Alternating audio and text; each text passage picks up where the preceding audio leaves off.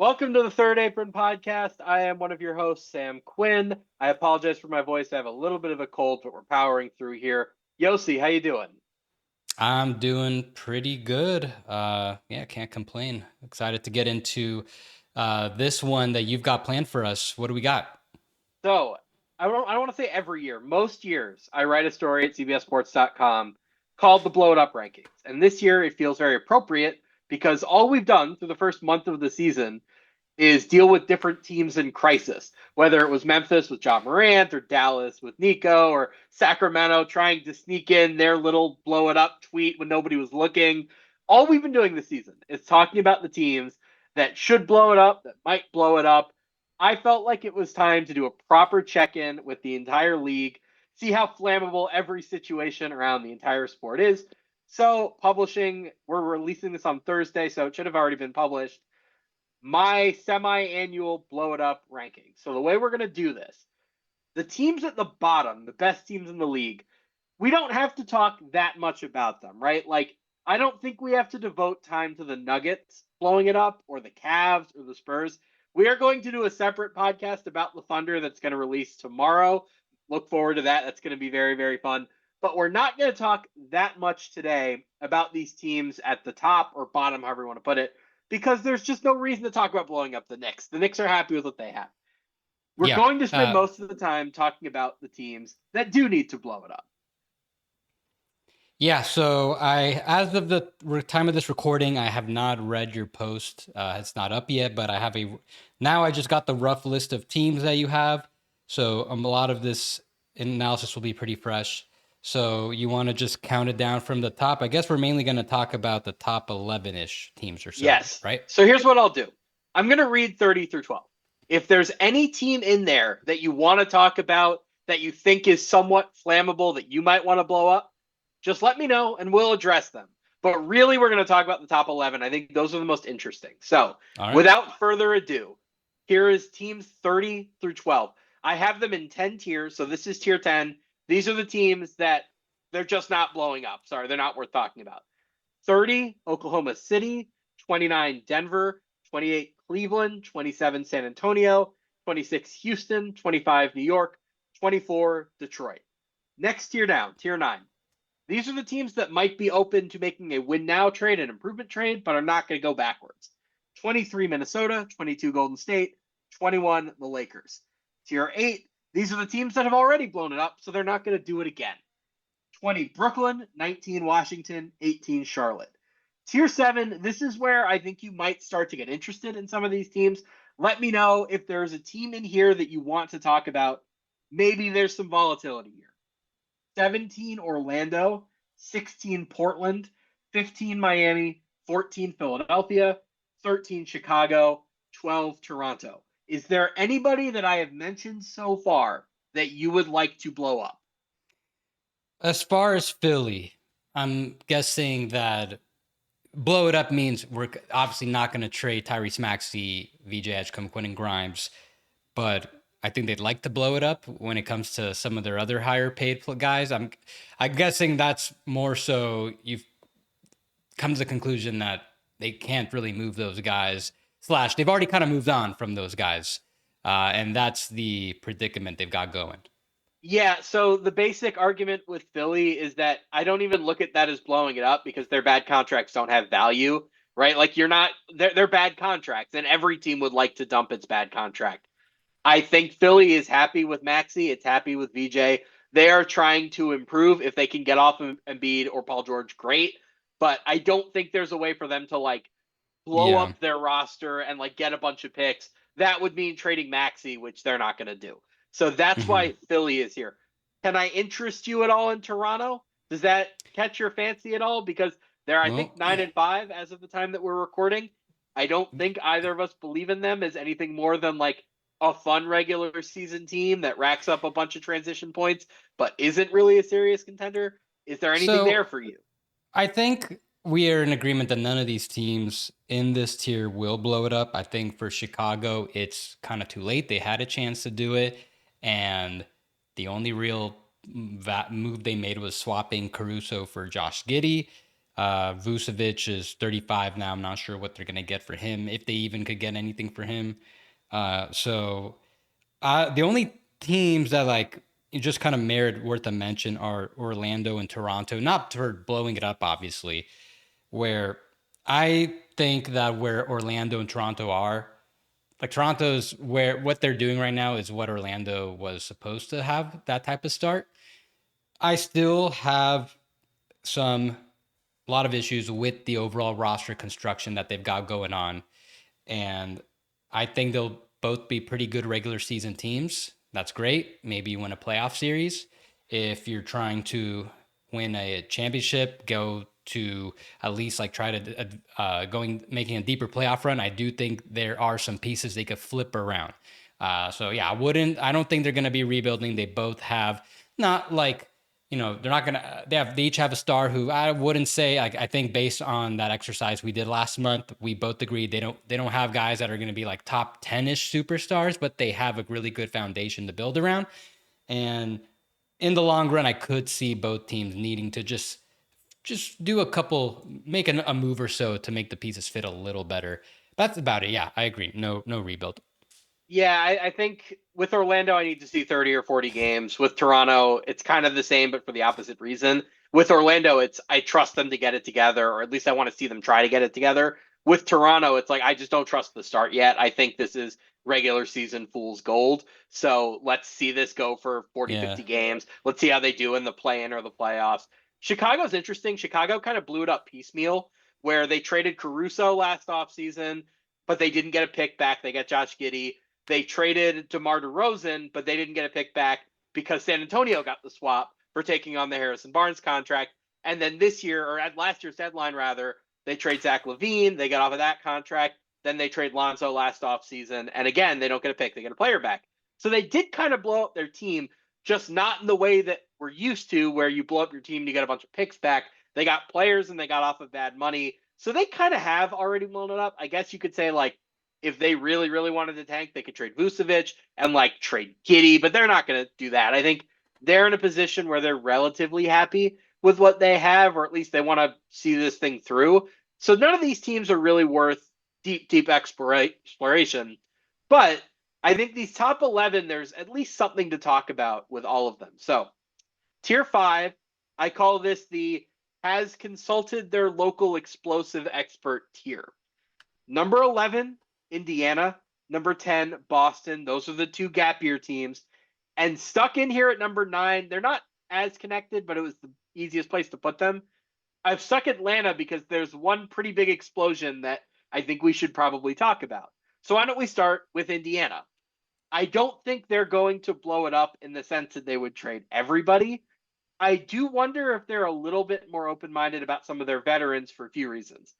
Number one, they're already terrible. They have nothing to play for this year. They are 1-13 as of this conversation. They're going to have one of the top picks. All they're really doing this season is protecting themselves compared to Brooklyn and Washington and the teams at the absolute bottom of the standings, trying to preserve their draft position. They also have some guys who are in their 30s, right? TJ McConnell comes to mind. They've been linked to Jose Alvarado. You wonder if that's an idea to get a younger replacement. This name hasn't come up at all.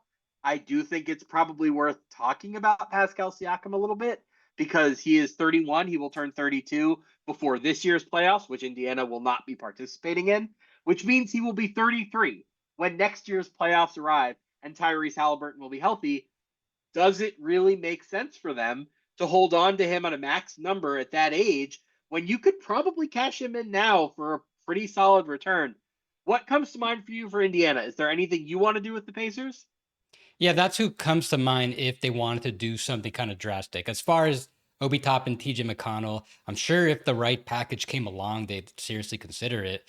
But that for the Pacers, when they put this team that went to the finals last year with the idea they're going to have like a 2, maybe 3 year run, they already went to the finals. But a couple things. One, Miles Turner left. That's a huge just left turn that were not anticipating. They gave Siakam this max contract, this 4-year max, and with it, I think a lot of us kind of felt, okay, they're definitely paying him. He's probably going to be worth that at least for the first 2 years. After that, you know, I guess I would anticipate he's going to still keep up this level next year just based on how he's playing now. But you bring up a good point. Now is probably the peak of his value. He's about to turn 32 years old. The other factor that could, I don't expect them to even consider it, but something that could maybe reasonably get them considering is that they have Jarris Walker. He's starting to play a lot more. I know they've been trying to play him at the 3 a lot, but I think his natural position is the 4, and he's going to be up for an extension. So and then now you got the lottery coming up. Maybe they get another big man there, like in the middle. Like I see like in a lot of the mock drafts, like the 4 through 7 range, there's a lot of like bigger players that you can get. So I think that this gap year could potentially. I don't think it's. I don't think they're going to trade him. I think they're going to keep him.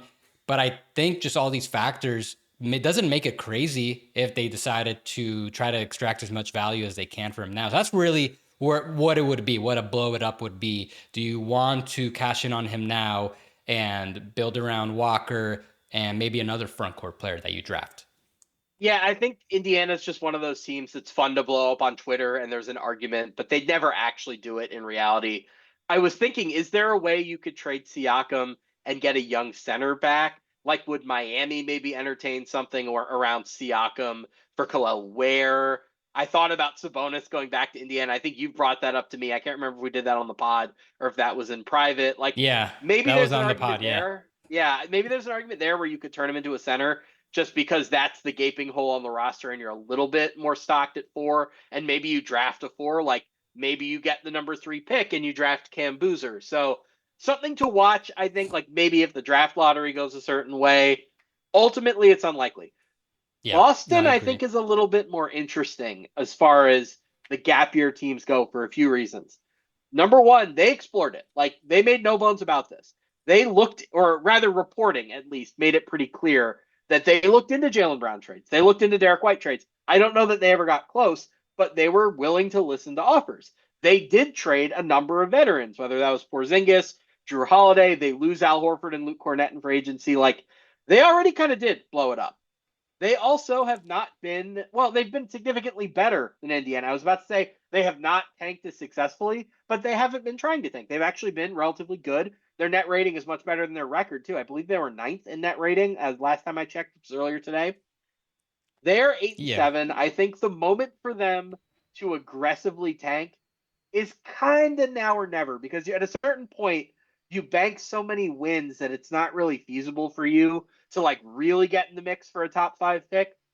But if you were to act relatively quickly, either by pulling your best players out of games with a fake injury or by making an aggressive trade, you probably could get like the number 6, number 7, number 8 lottery slot now if this is when you acted. So we're kind of in now or never mode with Boston. We've talked a lot about Derek White to Houston. Do you think Jaylen Brown, Derek White on the table at all? Do you think anybody would make a monster offer? I think the offers have been sent. I don't think, as far as the Jays, I don't think they have any interest in moving them. Feels like that would also be a potentially not like Luca level alienating type move, but Tatum is for a no if go. That's never happening. but I think right now they want to. I think they feel good enough that both of them are still young enough that they can have another strong second half of their respective careers. So I would guess just no. Yes, they already mostly blew it up to save a bunch of money getting off Holiday and Porzingis. So it just comes down to Derek White, and I would even be a blow it up move more so than setting the stage for the next big move because if I had to guess, I don't think he's 100% untouchable. I think if the right offer, like Bane type overpay came along, I think they would seriously consider it, if not fully accept it, and try to find your next top tier guard defender that you can have to complement Jalen and Jason. So my that's the biggest thing. I think like it's kind of like a 50-50 proposition. I will see what happens in the trade deadline if someone makes an offer that the Celtics can't say no to. Otherwise, I think they're just going to look to deduct the tax this year and next year, and with their draft picks, with maybe maybe a high draft pick this year and then trading some future draft picks, try to retool that starting five around their big three. I'm guessing most likely that's what they do. One thing I did kind of think about with Boston, because that roster is so guard heavy, is could you trade Derek White and get a bunch of stuff back and then turn that and his salary slot into your next center? Now, Nemias Queta has been so good this year, and the on off numbers are ridiculous, where they're the best team in the league when he plays and the worst team in the league when he doesn't, that maybe you do just want to move forward with Queta as your center. Or maybe you trade White and you say, like, let's get really, really frisky here. And like maybe we consider Domantas Sabonis, or we consider some other really Anthony Davis, even hypothetically. Although I think the money there is probably too much just because it's 35% max players. Right. That was the one thing I did sort of think about, because you do have Pritchard and I guess Simons for now, and finding guards, as we've talked about with Milwaukee, is just so much easier. Maybe you'd rather have your third big salary slot going to a center. But ultimately, yeah, I don't think they're going to do anything besides maybe try to duck the tax. I think it's just not really in their character to take a step back like that. Their pick won't be in the high lottery, but like if you have the number 12 pick as a team with Tatum and Brown in the building, that's a pretty interesting asset in itself. So I Yeah. think they're fine not to do anything significant besides sucking the tax. However, if anybody wants to bowl them over for Derek White, by all means consider it. Number 9, Yeah. the Atlanta Hawks. Most of this team, totally non-flammable, non-explosive zone. Trae Young is currently tied to train tracks with dynamite around his waist because this team is awesome without him. And like, we can talk about whether or not that's sustainable. We can talk about whether or not he can fit into what they're doing. All I know is whenever I watch this team, Nickeil Alexander-Walker is scoring 23 points and playing great defense. And Jalen Johnson is making like not even just an all-star leap. I watch him some nights and I think he's going to make an all-NBA team. Okongwu has been great. They're playing great defense. They're scoring a ton in transition. There is so much to like about this team. And I think unlike Toronto, because Toronto's formula is theoretically similar, where you're very athletic, you're very defensive oriented, and you score a bunch in transition, the Raptors don't have upside. The Hawks have a ton of upside, right? Whether it's this Alexander Walker leap, whether it's Jalen Johnson, they had the number 1 overall pick 18 months ago. We never talk about Zachary Risache, but he's in the building. Dyson Daniels has taken a step offensively, I think. But most of all, you have the New Orleans pick, so you might pick number 1 overall next year. And if you want to take a guard, Darren Peterson being the obvious example, at that point you look at Trae Young and you kind of say, we're kind of better off without you. So I'll just ask this: like, are you as in on the Trae Young trade as I am? The Trae Young train or trade? Trade. This is my cold acting up. I can't speak properly right now with a D. I think they're going to take their time as far as what happens with Trae Young. The big thing is the contract, because right now I wouldn't anticipate that there's really much interest out there. Many teams seriously interested in taking him on, and I think I don't even think they're going to be getting the type of value that really makes it worth it. Like, do you? Because with that player option, is there a rush to get a bunch of flexibility right now next year? And the answer is no. Now that you have a potentially top 5 pick coming up in the upcoming draft, there isn't really that much pressure to make a big move right now and to try to get ahead of Trae Young's situation now, unless you really get bowled over with a strong offer, which I'm not seeing right now. Like, and the type of offer I could maybe see them getting, like as an example, let's say the Raptors are interested, it'd be something like quickly and salary filler. Okay, maybe quick. You could argue that quickly might fit what Atlanta is trying to do a little more than Trae. But do you want that contract? So, or are you better off just writing Trae's player option and then figuring it out later? So I think all the variables, all the variance with that draft pick, kind of just gonna keep him patient. They're doing pretty well right now without him, like you mentioned. Jalen Johnson has established himself as the best player on that team. So now they can start thinking about how is it they want to build around him? What kind of backcourt would complement him? And I know him and Trae Young have played pretty good together in past years, but if I would guess that with Trae, it just comes down to the contract. What is he willing to take? That's below the max enough that both sides are compromising. Because I think if he is going to be maybe like a 35 to 40 million dollar a year player, you're making closer to like the 25% max, which might be, it is a pretty big paid cut, but I think that changes the conversation uh around like just everywhere in media about about the type of player Trey is right now. With him making the 30% max, I understand the frustration, but I think is a future where if he's going to take something a little less, it could still work out, even with the possibility of them drafting another guard this offseason. I have a fake Trey Young trade. I'm going to save it because it involves another team that's higher on this list. I am sort of thinking if Trey really is saying, I want a max, I deserve a max, I am a star, that's what stars get. Would it be that detrimental to him, or to the Hawks rather, to just do what the Clippers did with Paul George and let him walk? Because at that point, you would gain so much financial flexibility. You could bring up so many supporting pieces that make more sense with what you have. And you can always find like a pick and roll guard on the trade market if you want to get somebody you can do like 70% of what Trey Young does at 30% of the price. That's entirely doable. If the offers out there are like, you take on our two smaller bad contracts and maybe you get one crappy first, I'd almost rather just let him go and use that financial flexibility to build something better. Like, am I crazy for thinking that? I think if they, depending who they get with the pick, that is going to alleviate the pressure of them having to get like a lot of value for Trey Young.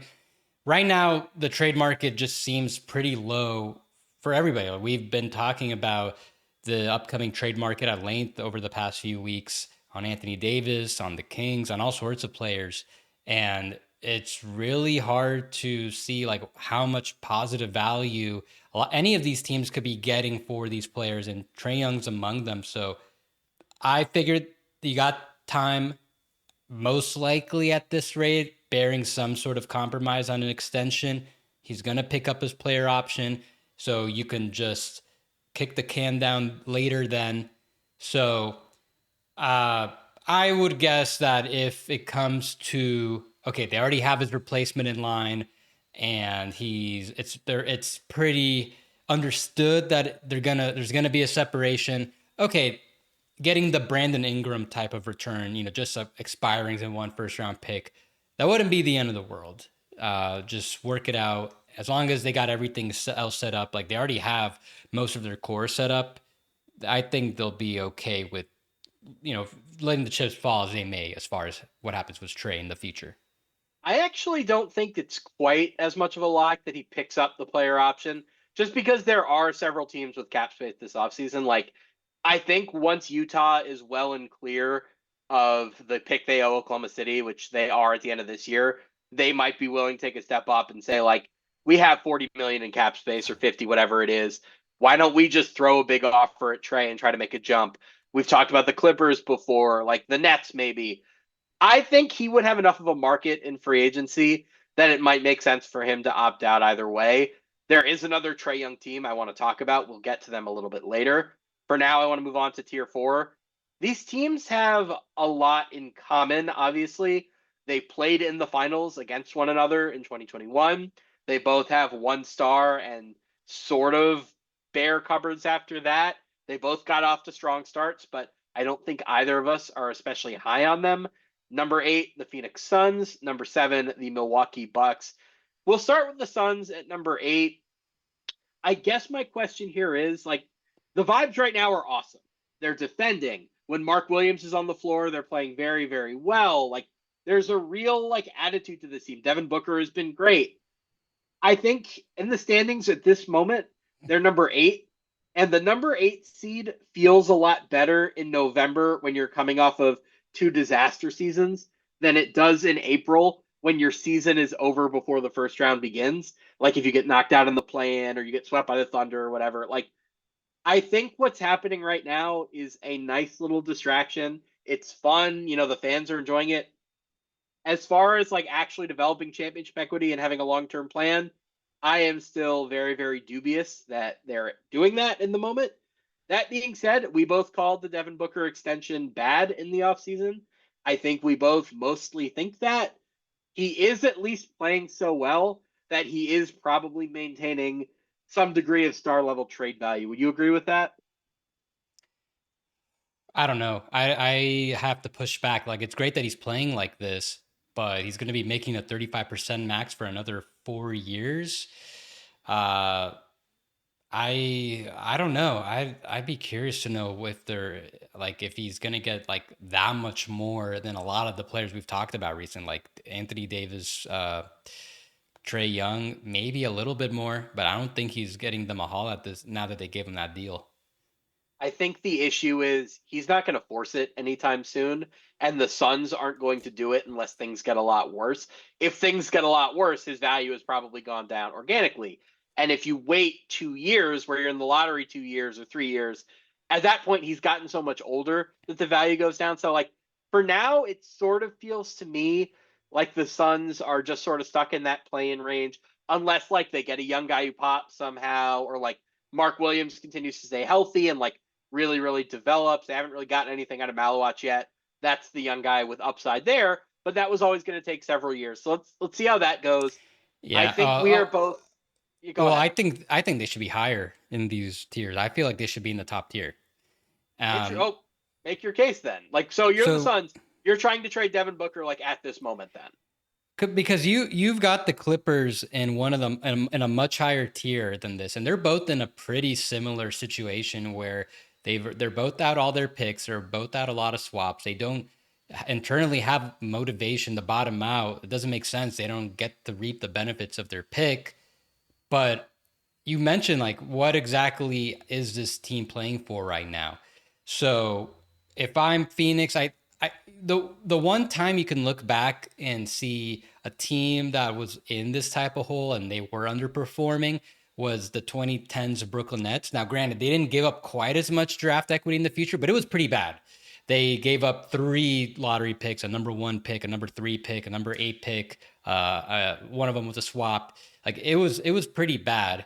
And when Sean Marks took over, he prioritized flexibility, getting whatever draft equity he can for his vets, even the ones that weren't that old, and just trying to hit on the margins, trying to build like a young core of players. Okay, these guys might not be stars. You might not get an all-star this way, but can you get some competent players? They got a bunch, and then they also prioritize cap flexibility. So by the time the team that they put together started to develop into their own, they had a really nice supporting crew for KD, for Kyrie Irving. Now, obviously, free agency has changed. I'm not saying the Suns, if they clear a bunch of cap space now, are going to be a huge cap space destination for some stars, but I think they got to start looking into like forget about trying to just play well enough to not give up a horrible pick. I think you got to start looking towards the future. You already did most of the blowing up. Try to bring young guys that you know can be developing into really really good rotation players, but then also maybe can have positive value in the future. So if I'm the Suns right now, obviously can't trade Booker at the moment. I would have traded him at the offseason. I understand he seems like he wants to stay there, but if I was running the Suns, I'd want to just get off that contract and try to get whatever positive value I can. Two, I'll say this: I think Jordan Knox has done an amazing job with what he's got. Like Grayson Allen, Royce O'Neal, Dylan Brooks. These are good rotation players. No one ever criticized them, like thinking that the Suns team is going to be bad because of those players. Like these guys can actually play, and he got them playing really well right now. And the way like I forgot which team they played the other day, but I watched a good amount of them, and they're playing really fast. And I like how they're creating for each other. I if you can get if you can use this season to turn potentially the opportunity to get off Grayson Allen's contract, maybe get some positive value for him, for Royce O'Neal, maybe get a little more for Dylan Brooks than you would have before this year. I think that's what you should take away from the strong start. Start focusing on recouping your draft picks, not your own, but start getting some extras. Start focusing on the draft because I think the Suns have drafted reasonably well. They seem to be pretty solid at that with what they've done. Ryan Dunn, um, Oso, I think he's pretty solid. So just if they can, I would just look at what the Nets did back then, and that should be the blueprint how they get out of this hole going forward. I understand that they, on some levels, they just want to be play as hard as they can. That's great. Like you're always going to have that opportunity with whoever you bring. But I would, if you can now turn these role players into positive value, that's I think should be the objective. So yes, blow it up, Okay, absolutely.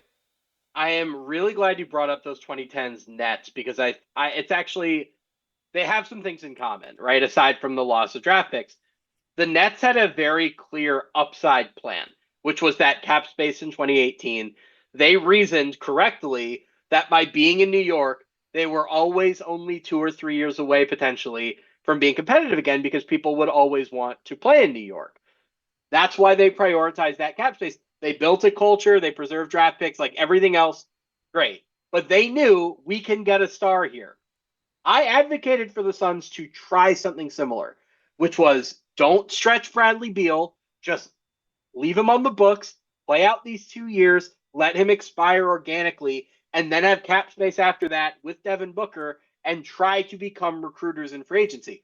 Maybe stars aren't as available in free agency as they used to be, but Phoenix tends to be a pretty desirable market, right? They recruit Steve Nash, they sign Tyson Chandler, they almost get LaMarcus Aldridge in 2015. Like, they have historically done a fairly good job of convincing stars to play there, even when they're not free agents, right? Chris Paul wanted to go there when he was on the Thunder and was looking for his next team. The Bradley Beal dead money makes that a lot harder because they just have $20 million in dead money on their cap in perpetuity. So that path to upside is gone. The cap space path is gone. So is the draft pick upside path. That's gone too. They traded all those picks away. I don't know what their path to like really significant improvement is. With the chips that they have, they're kind of just locked into being like this scrappy, fun 45 win team. That's why I think we both ultimately believe there's a lot of blown up potential here. Why, like, Yeah. I mean, we both agreed we would have traded Devin Booker in the offseason. They're just sort of trapped on that hamster wheel of mediocrity unless like Malawatch really blows up or they get someone in the second round that like becomes a surprise all-star or something. Like a They Tumani Kamara. just yeah, like exactly, like a Tamani Kamara type. Although maybe even a little better because Kamara's a great role player, not somebody who really Still, increases your like just the Suns drafted him. Just another yeah. example. Like, hey, whenever you try to you put in hard at the on working the try to find someone in the margins, they could do a pretty good job. But yeah, the point we're making essentially is if you trade Devin Booker, you're going to suck for several years. That's just the reality. But you might be able to get stuff back that does actually give you some championship equity. As it Yeah. stands right now, they're kind of just a 40 to 45 win team in perpetuity. And that's at best, right? Before we talk about injuries or like if there's more drama, like there are all sorts of ways this can go down. I don't know that this can necessarily go up. Let's talk about Mm-hmm. Milwaukee because a couple weeks ago, Milwaukee looked great. And now the Bucks are 8-7 and staring down a week or two without Giannis because of a groin strain. Just given the way that team is constructed, it is not out of the realm of possibility that Giannis comes back in 2 weeks and 8-7 has become 9-12 or something like that, right? This is what we said coming into the season. With Giannis, the Bucks are like a potential play-in team, potential top six team, 45 to 48 wins, something like that. That's the pace they will play at when they have him. But when they don't, the way that roster is constructed, there's a chance you lose a whole lot of games. So it kind of just comes down to how much honesty you have. And if you're missing him for 15 games, like they have most years, you're probably a playing team. And you know what happens if you're a playing team? Giannis asked for a trade over the summer. So I think we were both in agreement that the best move for them was probably to trade Giannis last summer. They didn't do it. Now, I just think this is worth bringing up. The Giannis trade landscape has actually changed quite a bit over the last couple of months, right? When we were talking about this in June, I think we looked at the top two teams as San Antonio and Houston. Well, what's happened to Houston? They've been spectacular. I don't think they're at all interested in trading Şengün right now. I think Amin has not been great, but that's because his role has changed so much. I don't think they want to trade Amin for Giannis right now. I think they look at themselves as a contender as is, Maybe you add a guard and you're fine with that. San Antonio's young guys have been so good. I don't know if San Antonio wants to force a Giannis trade right now. So it's like I'm sitting here thinking we're probably inching our way towards a Giannis trade, but I don't know who it's to. Like, what are you thinking about the Giannis situation right now? Well, it was pretty revealing when it came out that when Shams reported that Giannis was interested in potentially joining the Knicks, but that's it. So I think if you're the Bucks, you're kind of in the process of okay. So there, he is open to a trade. However, so far he's only. But we obviously do need to honor his wishes to a degree, to one of his preferences, but he hasn't quite opened that up. He's just kind of he was just circling in one team. Realistically, he's going to have to open up those set of teams. So I would imagine that as the season progresses and the Bucks are they're solid, like I guess they'll make the playoffs, but as we get closer to the trade deadline, I'm sure he's going to start to think more and more about what's out there, where he could be a good fit. I'm sure teams, uh, you know, have been reaching out to his agents and trying to get that kind of process flowing, see if he'd be interested in joining their team, all that. So that's number one. He needs to want, he needs to open up his teams. If I'm Milwaukee, if I had the choice and I just took it over, I would have done it earlier. We've talked about this. We had a whole Giannis episode back in April or May. As soon as the Bucks got eliminated, we're on the same page. Get what you can, whether that was from the Spurs or the Rockets, and as you mentioned, maybe those teams wouldn't be as interested anymore. Um, yeah, I haven't really looked into just.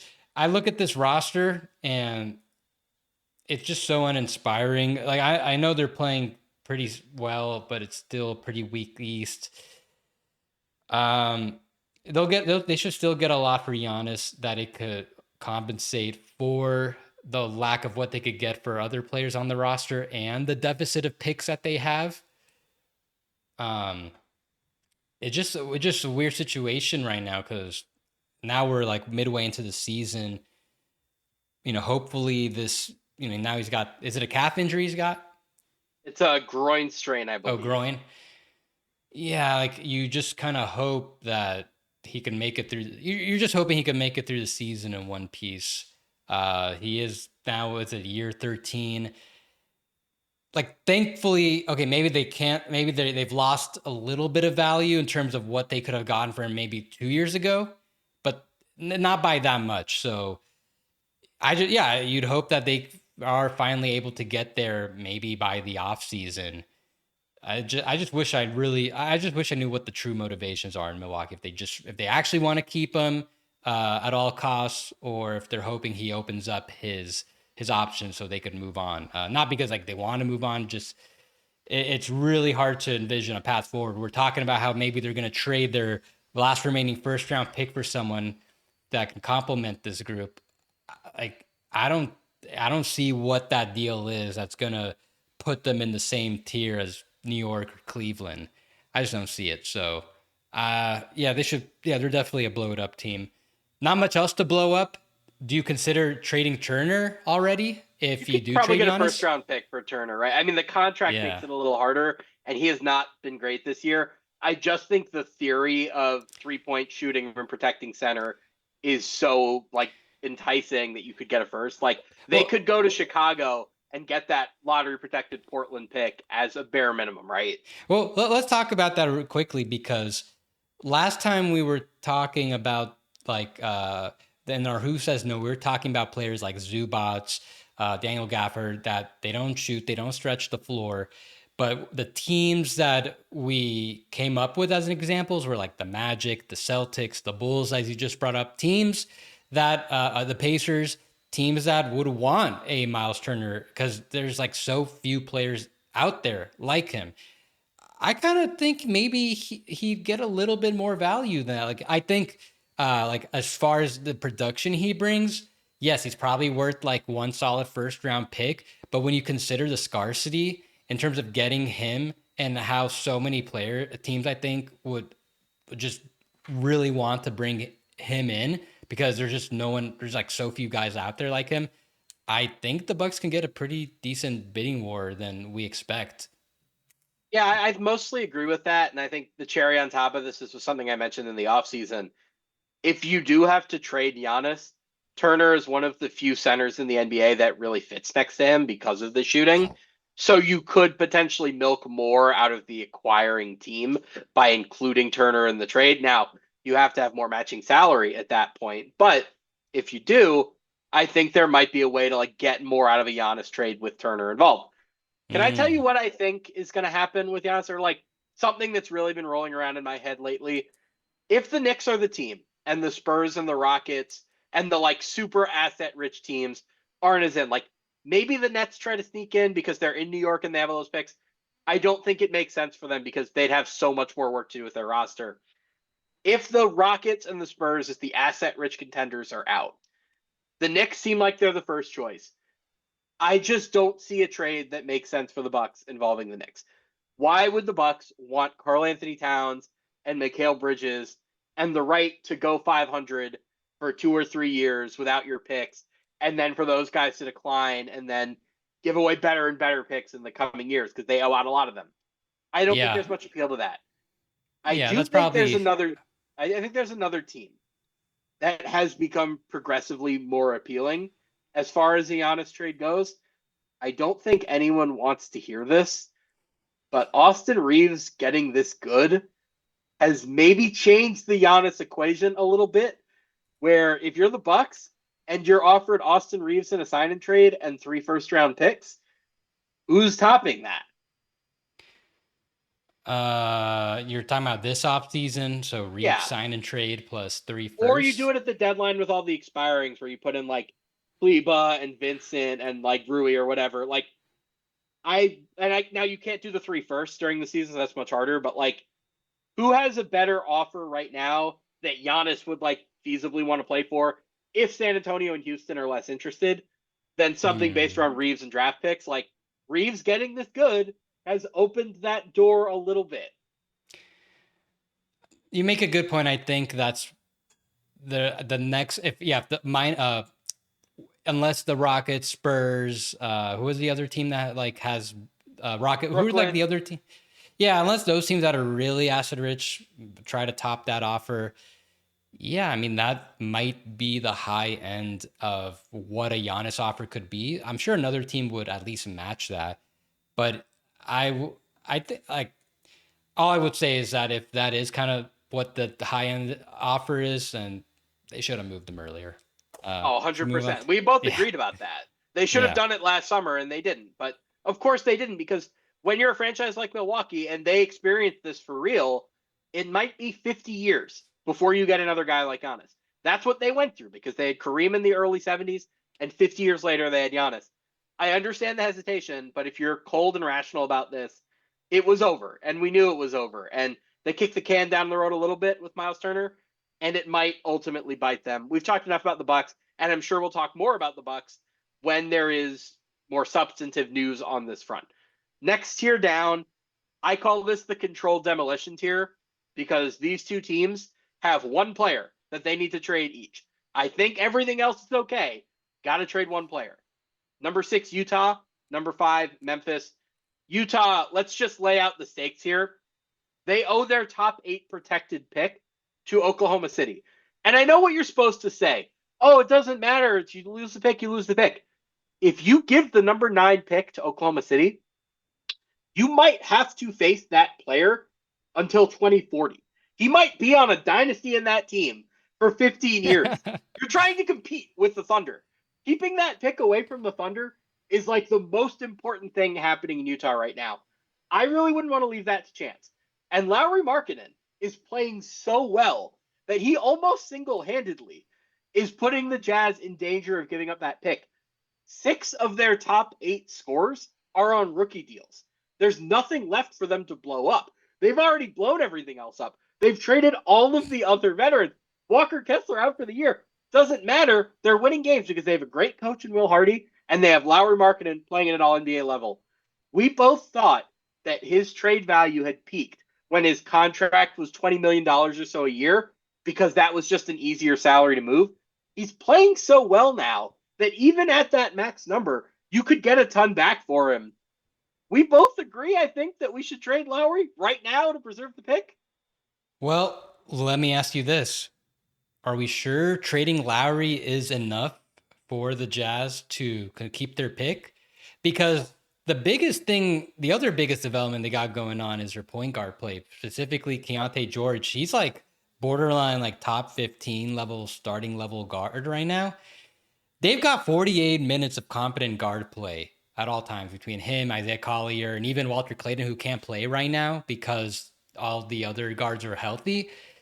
Um, I'm sure if they traded Lowry and brought back no like meaningful rotation player, they just like the main players they brought back are expirings. Okay, that probably take them down a tier, but I'm not sure if they're gonna be as bad as they want to be unless they pull a couple more levers, as in like maybe they got to shut down a couple of their guards. That's the biggest thing, They do that every because year. That's they fine. You could do that. yeah, because they need to be bottom four bad in the league. Like to have, because we saw last year the worst case scenario happen to them.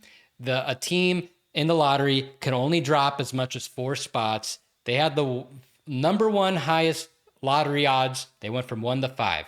I'm sure that possibility, as unlikely as it is to happen in back-to-back years, I'm sure it's in the back of their mind right now. I'm sure that's kind of haunting them. But I'm looking at Tankathon right now. Look, first of all, they're only 3 games ahead of the teams that are like the Okay, Brooklyn. Yossi, I'm going to Like stop like you right like there. like no no Yossi, like Yossi, I'm just how long is it going to take the Nets to win 3 more games? It might be 3 months. again, they're only like there's that top 4 tier, which Indiana now they're starting to get a little healthy. I figure they're going to start to win some games, especially now that they've got a lot of their offensive ecosystem back. I think that's going to help. I cannot see them being like bottom tier. I feel like I guess the Pelicans and the Nets, as I look at them, yes, that's probably like 1A, 1B, like the worst of the worst. But now I'm talking about teams like the Kings, the Grizzlies, the Mavs. They can get into that tier, I think. They're only 3. They've only have one more win against those teams, really. So it's. I think they've got time. Like they could continue this for like a little bit longer. Like they're just this not and it's not that like the Jazz have been like overachieving like in previous seasons. They're still 3-7 in their last 10. So I think they're doing bad enough where they're still within range of getting to like that 4. They want to be fourth worst, have the fourth worst lottery out. That then you're guaranteed to keep your pick. So yeah, you probably do need to trade Lowry. He's right now he's an all-star based on the way he's playing. And right now, I think if they put him on the market, I think they would get a huge haul. But like, what is it that they want? That's what I really want to know because they already have all the picks in the future. Is it? I'm They thinking actually they're kind of don't, though, because if you look at the volume, they have a bunch of swaps with Minnesota and Cleveland that aren't all that valuable. If you actually look at the picks that they have, it's that awesome 2031 Suns pick. Great, happy to have it. And then the Lakers 2027 pick that's top 4 protected, which doesn't look as good now as they did when they got it because they've since gotten Luka Doncic. Other than that, it's just their own picks. They're not as asset rich as we thought they were because they stacked all of their bad picks together to get that Phoenix pick, which was the right call, but suddenly the volume is not as significant as it was before. But I don't think they need such a big volume. They already have a big volume. Yeah, like between the Wolves and Cavs pick, okay, whatever they keep from those might not be too great, but they have a decent surplus going on right now. They got a Lakers pick also coming up. I'm sure they'll get picks, but do they want to get like 5 firsts like they've been prioritizing with the Mitchell and Gobert trades? Or maybe they want to bring in some young players on rookie deals. Like, for example, if they were to trade him for Detroit, can you bring in Jaden Ivey, Ron Holland? If they were to trade him to San Antonio, I doubt it, but can they get any, like maybe one of their guards? Can you get just Carter Bryant? Just get like, I think they want to start getting some more players in, and thankfully they have some players finally starting to develop this year and show that they're going to, they could be a part of the next good Jazz team. Yeah, no, I'm just with you. I think as far as trading Lowry now, yeah, like this is what, year 9 for him. Probably between this year and next year, like the peak of what his trade value will be. People argue that time passed 2 years ago, but I think it's definitely right now. So yeah, I would definitely do that now, and then just pull a couple of levers with your point guards and keep that pick. I would be open to trading for players, but the thing about trading for picks is what you're really doing is trading for liquidity, right? Because you can always spend picks to get players. Whereas if you get players, they might not fit, they might want too much money, they might get hurt. There's sort of a drive off the lot quality to that, where the moment you get them, they become a little bit less valuable. So if you get offered 5 picks, I would rather have 5 picks than, unless it's a young player that you really, really liked, in which case, like, okay, bet this rebuild on that player. I'm open to it, but it has to be somebody pretty special. The thing about it for Utah, they're not Dallas, right? Where Dallas has the luxury of saying, we have a franchise player, we have Cooper Flag, we're building around something. Utah doesn't have that. Utah doesn't have somebody that they can say, no matter what else, we feel like we have our star of the future. We need to get things that support him. That's why getting this year's pick as high as possible means so much, especially in a draft with 3 potential franchise players. They need that. They don't have that yet. That's why it's so important to trade Lowry more than anything, is getting that player is kind of all that matters. And with the way their young guards are progressing, and given how bad next year's draft figures to be, the 2027 draft, for those who don't keep up with this, is kind of regarded as pretty similar to 2024, where there's just no traditional top 5 level prospects. That might change. We're a long way off. This might be the last chance for this version of the Jazz to get their franchise guy. So prioritizing their lottery balls this year is what really matters, because, like, if the guards keep growing, you might just be a 500 team in 2 years, and then it's too late to tank. So we've covered Utah, same team in this tier. Memphis. We've talked a lot about Ja Morant. I want to talk about everybody else for a second. I think maybe a coaching change is necessary. I don't know. I know watching that team, they look like they're dead. I don't know how much of that is Isalo. I don't know how much of that is the other injuries. I don't know how much of that is Ja Morant dragging down the vibe of the team. What I do look at this team and I see is that Cedric Howard looks like he's going to be an all-star someday. Like, I am very, very bullish on Cedric Howard. Jaren Jackson is another one of those big men that protects the rim and also shoots threes. Those guys are worth their weight in gold. I would not be eager to move him unless I got a King's ransom back. You have your own pick this year, which is going to be relatively high in the lottery somewhere. You have Phoenix's pick. Phoenix right now playing better than expected. We don't think Phoenix is going to be like handing over the 23rd pick. That's probably going to be in the 8 to 12 range. It's a good pick. And the Grizzlies draft so well that if you get a pick that high, you can assume they're going to do something good with it. I don't think they have to tear all of this down. Most of the roster is relatively young. I think you got to get Ja Morant out of there by whatever means necessary at this point. I don't think you can keep relying on a player that's injury prone. You don't know if you're going to have him night in, night out. I also just don't think it's healthy for an organization to have a player who's like this hard to please, for lack of better way of putting this. Wasn't happy last year with the no LaRoche offense. Taylor Jenkins gets fired, LaRoche gets fired. Not happy this year with the Isalo offense. I don't know where this is going to lead Isalo. I don't know if he's going to get fired, if he's going to change his rotations, whatever it's going to be.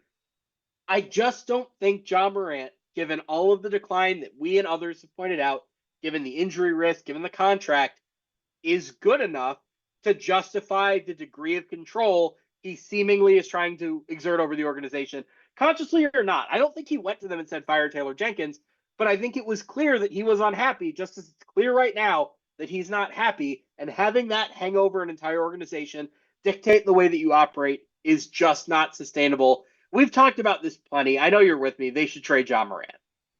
Yeah, we discussed this when when that incident happened with the when it all started. Whatever, I already forgot whatever he did. Talking to the media, saying what he said. Yeah, we know that they got those picks coming. They should be well positioned to have two high picks in this upcoming draft. I think they could wait a little bit. Now, obviously, I think they have internally already decided they are going to move on at some point. It's just about getting the right deal for him. And with 2 years left on his contract, they're already, I think they have the luxury of time, especially knowing that they've got a couple good picks coming up in the pipeline. So the delicate part is how do you navigate the rest of the year, knowing that with all the rules, you can't just sit him out. But at the same time, he is still injury prone. He's out right now with, I believe, a calf injury. So I figure he's still not going to be playing that much. But so can you just get through the year without suffering a major injury? I don't think the trade, we both came to the conclusion that the trade's not going to happen this year, but I think we agree that it's going to happen probably next offseason. Especially if they draft his replacement and they already have a ton of guards on the roster. Not like anyone that's going to be an all-star. Like, I don't know if Scottie Pippen, as good as he is, if that's who they envision as their lead guard in the present. But I do figure it's coming. And with Jaren, I think it's a little difficult if they do want to trade him, because now is an easier time to trade him while he's making just $35 million. It is easier for another team to acquire him before it bumps up to $49 million. If for anyone saying, hey, why did the Memphis Grizzlies give him that contract that nuked his trade value? Like, who wants to trade for him now? Well, he was going to get this contract no matter what. Maybe with the way he's playing now, he might get a little bit less in the open market, but I don't think he was going to get that much less in the max. Like, there's so few players like him out there. I think he was still always going to get a pretty good deal. Like, this was going to be the cost to have him no matter what. So if you're another team interested in him, you're probably going to have to make a stronger offer than you're comfortable with and just count that he's going to get back to his usual form, which I think he will. But better to get him now before he jumps up to like 50 million a year, I'd say. Can I pitch you my pick for the next point guard for the Memphis Grizzlies? Sure. If I were them, the guy I would be targeting is Jaden Ivey. I think Jaden Ivey is capable of being a starting point guard in the NBA. I am very, very high on him. I thought coming out of the draft he had all-star potential. He plays somewhat similarly to Ja in that they're both these like very fast downhill driving types. He obviously has been injury prone. The Pistons are playing so well this season without him. Dennis Jenkins, this rookie, fantastic. I love this guy.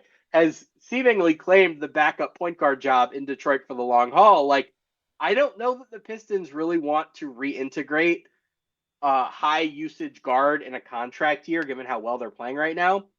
If I were them and somebody was just offering me like a good first round pick to trade Ivy before his restricted free agency, I'd be pretty open to that. And the Grizzlies have a little bit of a surplus. They still have, is it one or two pick? They have the Suns pick, but they also have one Orlando pick left.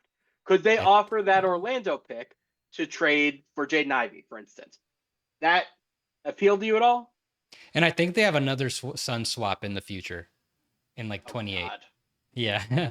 this keeps getting worse. I mean, I think if they trade Jaren, I think in my mind the Pistons are the top team that should trade for him. But one that would probably mean that they're parting ways with Jaden Ivey and maybe another guy like Ron Holland, or in absent of their players picks, if they want to just be a little more patient, see what they've got.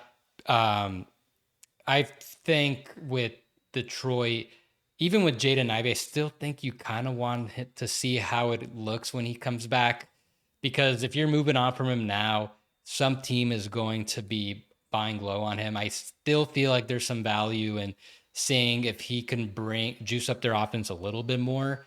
And I wouldn't settle for something like out of desperation. Oh, we got to get rid of this guy because we don't want to extend him. Like right now, you're probably going to get Jaden Ivey back on a pretty solid deal. So I would like, what if you could get him back on the Shaden Sharp contract? That's pretty great value. You could trade that later. So we'll see. I'm very curious to know what the Pistons want to do, because it feels like they're gonna, and we didn't mean to talk about the Pistons. It feels like they're on the cusp of doing something, but maybe they still want to wait a little more, as good as they've been. Yeah, I mean, I would even be trying to get Ivy for them even without trading Jaren, because Jaren would be such a good fit next to him. as a guard who is a little bit of a shaky shooter. Having a shooting big would be very helpful for him. So that would be something I would be trying to do. As much as I love Jaden Ivey, if he costs Jenkins his minutes, I'm going to slap somebody in Detroit. He's just been Yeah. one of my favorite bench players to watch. Like, figure it out. Somebody else, lose your minutes. We're Yeah, I sticking with watched him Jenkins. against Atlanta last night. He looked He so was good. so good. Yeah. No, that's just another element with the Pistons. They've got more guys coming in, and yeah, that complicates some of the other. I mean, not a lot of them. Just yeah, Dennis Jenkins being this good complicates Jaden Ivey a little bit. Like, do you want to pay Jaden Ivey $20+ million a year, or you could probably convert Dennis Jenkins for like the minimum for the next 2-3 years?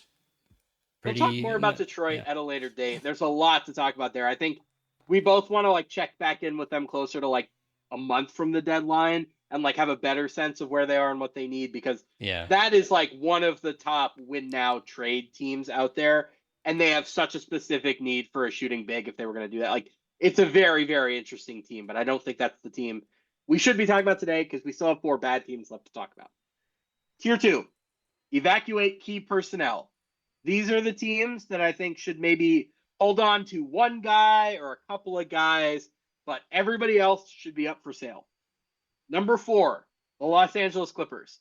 Yossi, I promised you a Trae Young trade earlier in this podcast. Can I interest you in James Harden and 1 first-round pick for Trae Young? It would have to be. I would not if I'm the Clippers, knowing that the earliest first round pick is a 29. Can you? They don't have a crappy pick to trade. Can you get a first for Harden elsewhere in a 3-teamer? Because I don't think the Hawks want Harden.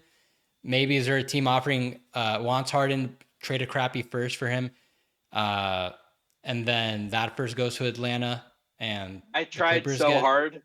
I think the one thing you could maybe do would be like quickly and a bad first for Harden. There are not really Harden teams out there. We Yeah, lived this out when he was a couple of years younger, and Philly tried to trade him, and nobody wanted to trade for him except for the Clippers. I don't think yeah, there's a Harden team out there. I think the reason I sent him to the Hawks was like, okay, we're going to keep an adult point guard in the room, but we're going to slowly start to hand the wheel over to the kids. And if we can get an extra first round pick out of this, great. As for the Clippers, I've talked about them as a Trae Young destination for a while now. It comes up on like 80% of the podcasts we do. If he becomes a free agent this offseason, I think them pivoting and trying to sign Trae, give him a max, make him feel like a star, bring him in, have Zubac, have your defensive wings that you've accumulated. You can be like a 40 to 45 win team while you figure it out.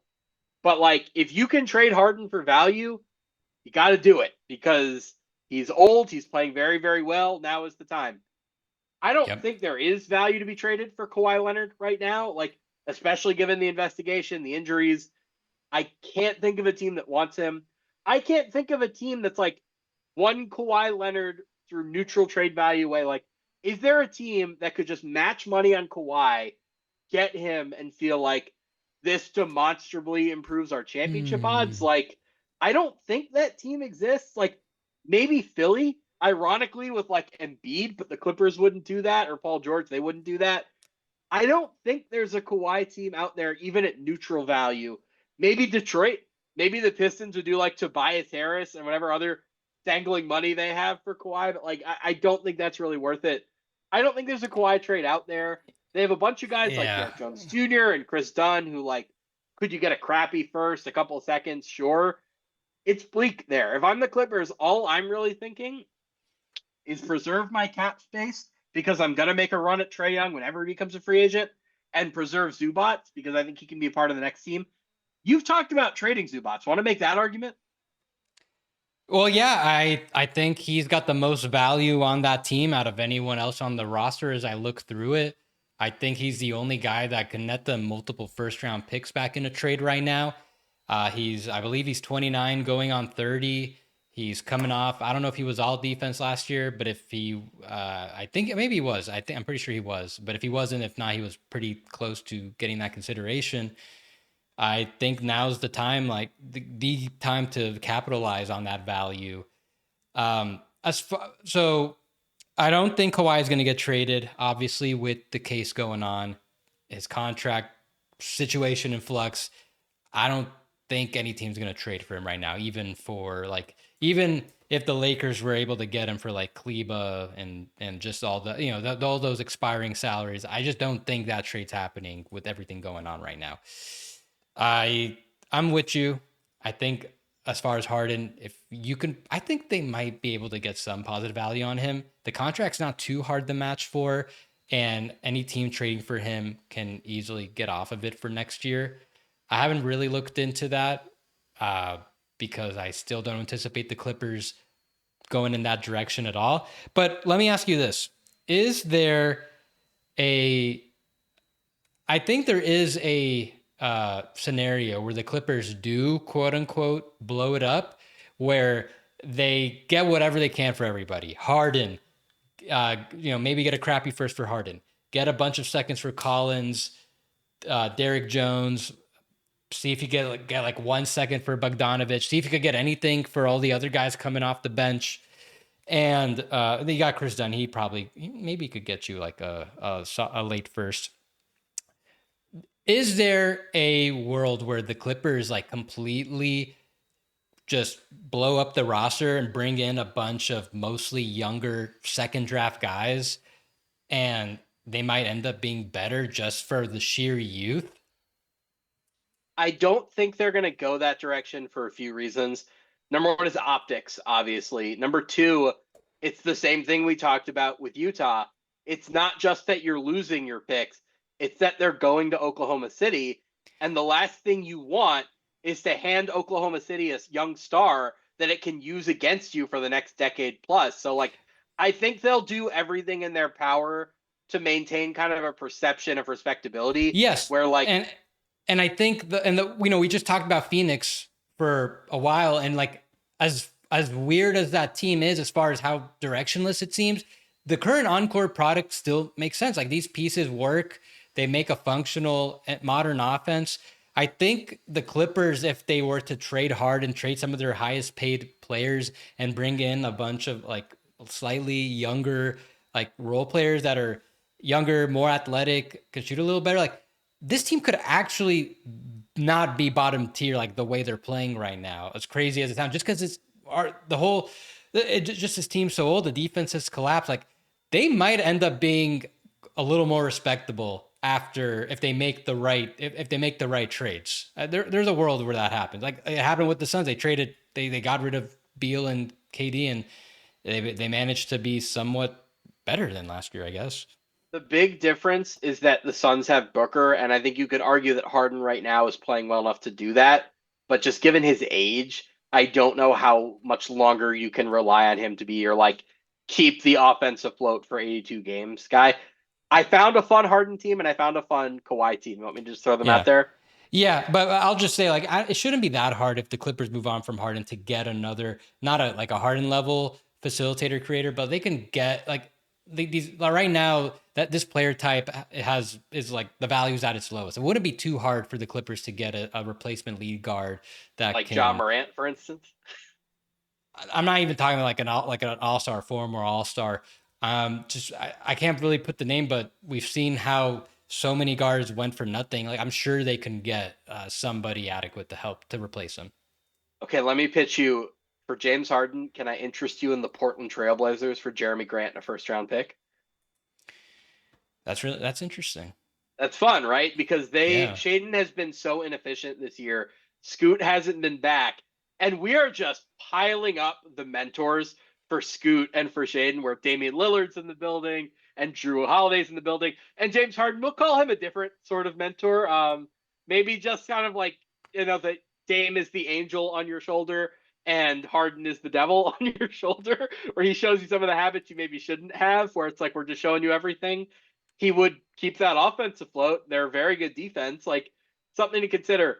As for Kawhi, can we just stack a bunch of Chicago's medium-sized contracts and just stick him on the Bulls? He wouldn't really interrupt what they're doing, right? Like Patrick Williams and Zach Collins and like one other guy. I don't have the numbers in front of me. Like that feels kind of low risk, high reward for the Bulls. Yeah. He'd just be starting over a Coro. It's not the craziest thing, but again, I just don't see him getting traded. I forgot. I saw somebody on Twitter talk about Houston. Would they trade back for Harden right now, given all things considered? Like, what do you think about a uh, Fred Van Vliet, Dorian Finney-Smith, and then whatever the crappiest first you have for Harden? I just think Harden monopolizes so much of the offense, and they have such a good thing going right now. If I'm bringing in a guard, I want it to be a low maintenance guard, which is why Derek White has appealed to us so much because you don't have to fundamentally change the way that you play if you bring in Derek White in a way that you do if you bring in James Harden. Like, I don't Well, want the ball taken out of Şengün's hands. I don't want the well, ball taken out of look. Durant's hands. Let me ask you this. Because Harden has that non-guaranteed player option for next year. I think there's a possibility that wherever his next destination is, they might want him to scale down. They might not want to guarantee him to start and close every night because I think there's a lot of value in super reserve Harden over the next few years. And now in year 17, going to be year 18 next year. Like, what if Houston trades for Harden with the understanding that, hey, we want you to decline that player option and you come back at something a little cheaper and you're not really disrupting the core of what they've got, and you have him coming off the bench often, he could close depending on if there's an injury or the matchup, just to have him like making maybe like, I don't know, no more than let's say he's agreeable to like 25 million a year going forward, like on a short-term deal. That could make some sense for Houston. I just think like you have a chance to win the championship this year. I just think that's way too disruptive a trade. The contract isn't even what matters. Like, I just don't think he's a player type that makes sense for them. They needed a one-on-one scorer and they got Durant. Now they're good. Like, that just isn't what they need anymore. Like, Reed Shepard has done such a good job in a low maintenance role, making a million threes, playing 15, 20 minutes a game, being very, very valuable on offense. It's just I'm just not So you interested. wouldn't do it No, even if like not at any he was price. all in on the roll where, hey, yeah, I'm not No. gonna start. I'll play like 25 to 30 minutes a game max. You wouldn't even if he was bought into that, you wouldn't do it. Even the best case scenario, you have to change so much of what you do on defense to accommodate him. And their defensive identity is like one of their calling cards. So no, he's just not a All right. player that I'm interested in at any price for that Oh, team. I that think one sparked my interest. it has to be somebody like Portland that really wants somebody to just have the ball a lot. Those are the Yeah. Clippers. Number 3, New Orleans. I think Jeremiah Fears is a worthy part of this core. I think Derek Queen, despite what they gave up for him, has been a very good rookie for them, and I'd be excited to have him in my core. And I think Trey Murphy is just on such an affordable contract and is such an underrated player that I just see no reason to give away a wing that good unless you get blown away. Everybody else, vamoose. You're not going to pay Jose Alvarado. Send him to a smart team that'll actually use him. Zion, we've talked about, is more valuable as a non-guaranteed contract than he is as a player. Maybe, as we've discussed, you can get weird. You can waive the non-guaranteed contract, use cap space, re-sign him at a lower number. He is not netting some huge trade package now as a player. That ship has sailed. Herb Jones is a luxury that this team just cannot afford. It makes no sense for a team that's this deep in a rebuild to have an elite, I don't want to say 3 and D wing, elite D wing, like not so elite 3 wing, but like somebody you should be on a great team. We've talked about the Lakers. There are a bunch of win now teams that would absolutely love to have Herb Jones. Just get rid of everybody but Fears, Queen, and Murphy in my eyes. You've talked about trading Murphy. Like, what would it take for you to move Murphy? A Banish type return. And Yeah, so 3 or 4 yeah, firsts. Yeah. and I could see that. I could see that being out there. I'm with you. Yeah, I'd have to take something like that to move him because I think he's still going to preserve a lot of value going forward. With Herb Jones, not as much. Right now. He's not very valuable to the Pelicans. He's a valuable player, but probably to like 20 other teams in the league. He can be helping another team right now contending for a championship. I think there's a lot of value you can capitalize on him right now. Zion, we talked about him last week. Just try to get some positive value from him. I think they could get some based on the nature of his contract. A team trading for him very likely is doing it for the cap savings element, where a team could just waive them in the offseason and save a bunch of money. Maybe if they have cap space, bringing back on a smaller number, that makes a little more sense. Who else have they got? I would imagine they're already internally looking to move on from DeJounte Murray whenever he comes back. Just a negative contract. Yeah. So now they just got to rehab his value. Jose Alvarado, same thing as Herb. He's got a lot more value elsewhere. Move him now. Poole. I mean, if you could Negative just contract. if you could just get off that contract, that'd be great. Yeah, no, I'm with you. They should start looking to completely blow 80-90% of the core. They don't have their 2026 first round pick, obviously, but they have their 2027 pick. And just, I've got news for you, Pelicans fans. You're going to be bad next year, too. So there is time for a multi-year tank here, as unpalatable as that would be. You know, we talked about Lauri Markkanen and Jaren Jackson as Detroit targets. I think you could argue Trey Murphy is the guy that makes the most sense for the Pistons because his cap figure is so low. It's like 25 a year, right? For like 4 more years. Mm-hmm. It's like So 20. It goes up $2 million each year. Yeah, it's super cheap. so they're going to have to pay Jalen Duren a lot of money after the season. He's been very, very good. You have Asar Thompson's contract coming up the pike. Oh, I man. think the idea of getting Murphy on a cost control deal might actually make more sense than getting Lauri Markkanen on a max, because it's literally like double almost, right? Markkanen makes like twice as much. He's like, Trey is 80, 85, 90% the player that Lowry is. I think if you're going to trade 3, 4, 5 picks, it might make more sense to do it with Detroit, a plus, or do it with New Orleans rather. Troy Weaver was obviously in that building. Troy Weaver drafted Jaden Ivey. He drafted Isaiah Stewart. He drafted a lot of those guys.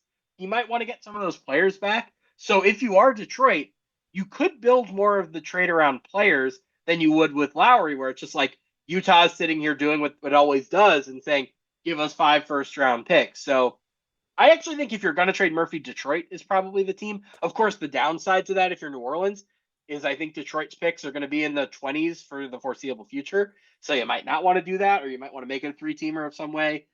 I'm not eager to trade Trey Murphy. I'm doing that if I'm blown away.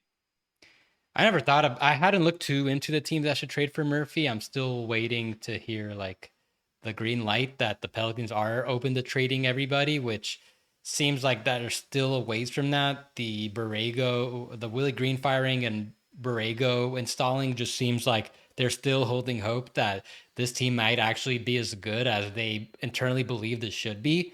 So let's give it another month or so. I'm sure by December 15th, I'll probably start looking into trade teams because that Detroit makes a lot of sense.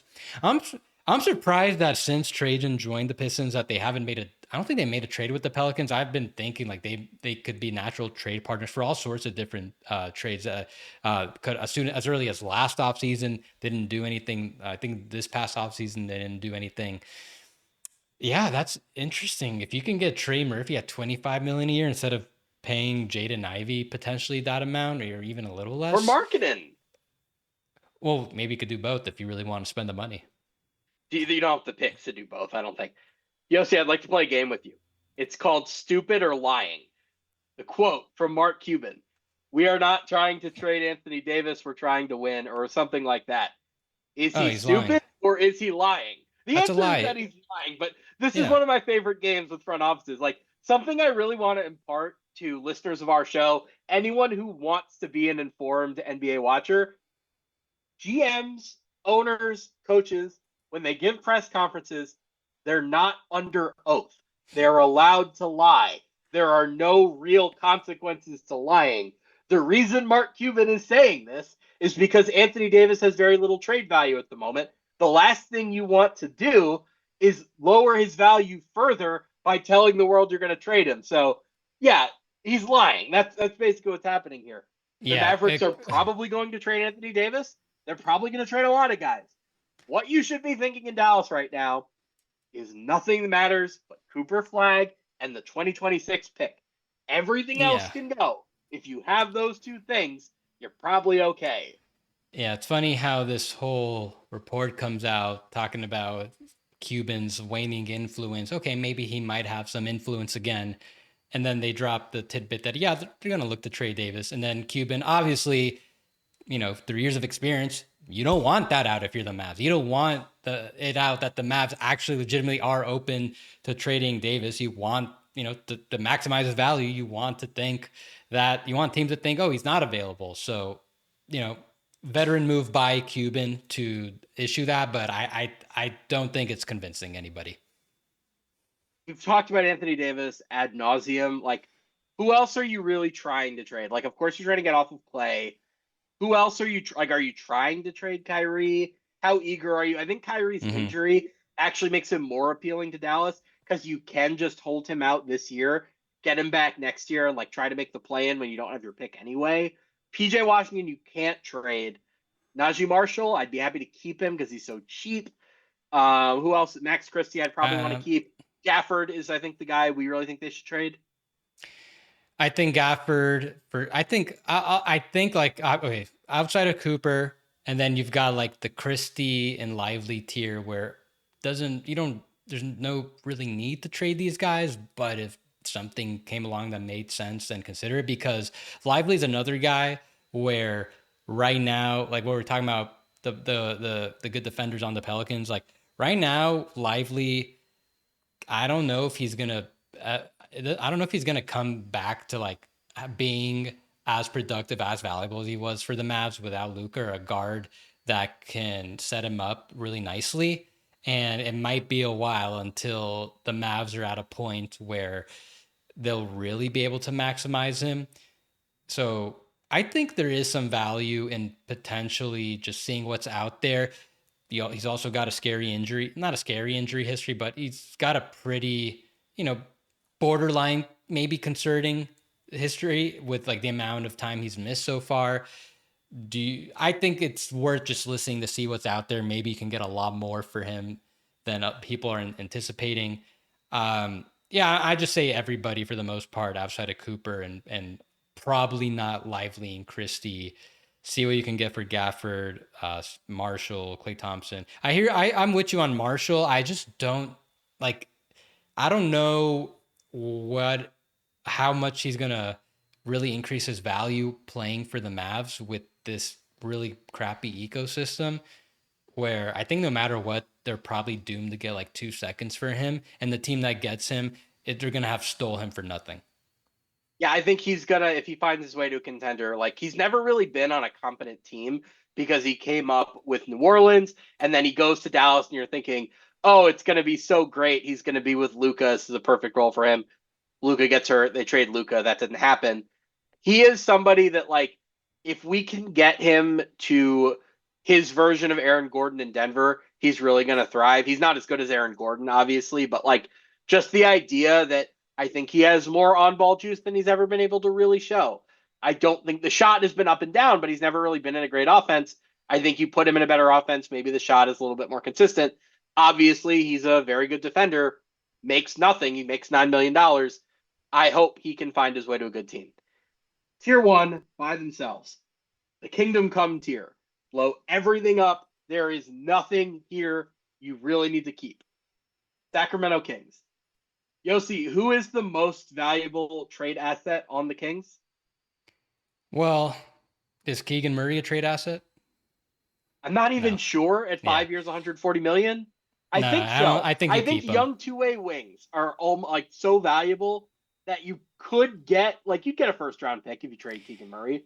Yeah, that's too low right now. And that's too low right now. I'm sure, yeah, that his value is a little lower with the injuries and that he kind of stagnated offensively in the recent years. That was their fault, by the way, because they kept bringing in dribblers.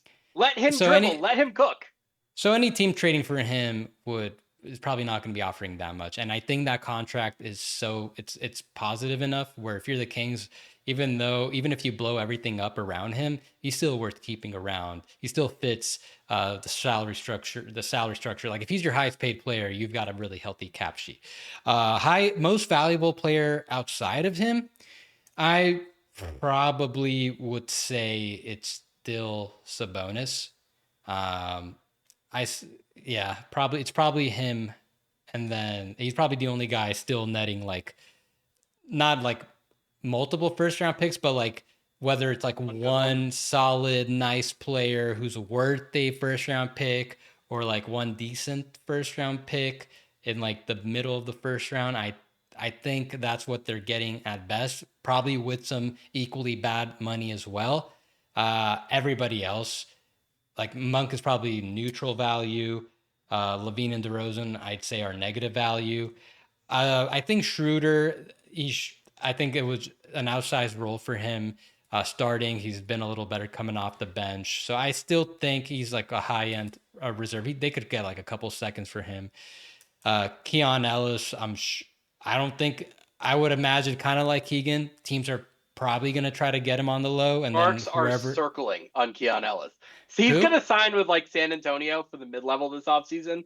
And next year, we're going to be talking about like, oh, LOL, Kangs, how did they let somebody this good get away? Yeah, they're not going to get a ton of value if and when they do this blow up. It's really mostly about the cap savings at this point. I think that's going to be most of the value. Like if you're trading DeMar DeRozan, let's say hypothetically you can get the Terry Rozier's contract back because you're just getting the expiring. I'm not saying Miami would want DeMar, but just like it could be a three-way. DeMar goes elsewhere. If you could just get off that non-guaranteed 10 million for next year. I think that's like as good as what you're hoping for if you're the Kings at this point. Uh, Zach Levine still got that massive player option. I pitched that Bucks trade, which I ultimately doubt the Bucks would want to do. Uh, the value just getting off the contract. Like this is going to be the struggle where yes, the Kings might blow it up, but if you think they're going to get a bunch of pieces that's going to set the stage for the next great team, you're mistaken. I think, yeah, it's probably one good first for some bonus. They'll keep Keegan, but like Keegan would get one good first. After that, like they've botched the Keanu Ellis situation so enormously that I just think he's going to leave as a free agent. Uh, Schroeder, I think, just by virtue of having a 3 year contract, is probably going to be pretty hard to trade. That being said, Last year's he seems non-guaranteed. okay, so it's a little bit easier, but I think that being said, he tends to vacillate between bad and good depending on like where he goes. It like flips back and forth. Where he starts last season in Brooklyn and is playing so well they have to trade him. Terrible in Golden State, so they trade him to Detroit where he gets good again and that gets him paid. Shows up on the Kings and he's not as good again. Like you go back and forth. He's been on now 8 teams in the last 5 years. There kind of has been a like he's bad, he's good, he's bad, he's good. So maybe the next team can fix him. I don't know. DeMar, I just not at that cap number. Levine is sort of the same. I was about to say they're like the Jazz in that the whole focus should be we just have to get a franchise player, and that means tanking. But they're not like the Jazz because the Jazz have already cleared the decks. The Jazz have a star who they can trade for a bunch of picks, and the Jazz are just generally well run and well coached, which the Kings are not. So Yeah. all I can say for Sacramento is like be as bad as possible. Hope the lottery gods smile on you. Because other than Yeah. that, man, I don't really see what else there is to point to. Yeah. So I just pulled up their cap sheet where for next year, I am projecting them with the seventh pick. They're already right at the luxury tax. So they would need like what's going to set the stage for the Kings to start an actual rebuild and building towards the next team. Step one, clearing off a bunch of this money. We're both in agreement that they're not going to get a ton of value for them. So if you can just get off a lot of this money, they probably won't have cap space this year. Next summer, just seeing how big the enormous a lot of this money is, but maybe you can generate a bunch of trade exceptions through these trades. And that's then step two. Start doing those trades with other teams where you're giving them cap relief. Start to bring in some bad contracts, not like, multi-year bad contracts, but maybe just unwanted money that's short term, and try to get some draft picks attached. Try to get some second draft players that another team gave up on. Hopefully maybe you can even get like an actual first round pick in some of those trades. Like you got to start building up that draft chest, and then obviously hitting on your draft picks. Hopefully they jump into the top four. And hopefully this is a multi-year thing where they're gonna be picking in the top five for at least like the next three drafts. And if they do that, maybe by the start of the next decade, they could be respectable. The hope here is just like do your tanking between now and 2031 when you owe the Spurs that swap, because that's going to be peak Victor Wembanyama. You're getting like the 28, 29, 30 pick back. You really don't want to be handing him. Speaking of, we've talked about handing the Thunder great picks. You don't want to be handing Wemby great picks either if you want to have any chance of competing against him. That feels like a good place to wrap up the Blow It Up rankings. You can find the full rankings on CBSSports.com. I went into more depth on the best teams in the league.